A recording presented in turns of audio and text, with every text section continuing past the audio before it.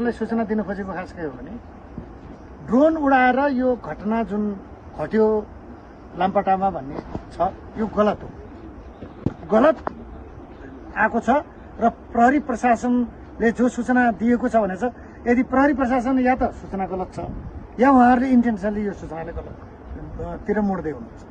यो कुरा के हो भने हामीले त यो घटना 2 गते घटना घटिसकेको थियो। 2 गते नै वडा सदस्यलाई पिटेर मर्ने हालतमा पुर्याएर उसलाई औषधि उपचारलाई पनि जान दिएको थिएन, कब्जा गरेर राखेको थियो। उनको घर कब्जा थियो, उनको रासन कब्जा थियो, सबै कुरा कब्जा थियो। हामीलाई यो इन्फर्मेसन थिएन। हामी त 5 गते मात्रै पुग्या हो त्यहाँ। हामी पुग्नुभन्दा अगाडि त हिमाली गाउँपालिकाको प्रमुख प्रशासकीय अधिकृतलाई पिटिसकेका थिए, त्यहाँको अरू कर्मचारीलाई पनि पिटिसकेका थिए, मोबाइल खोसिसकेका थिए।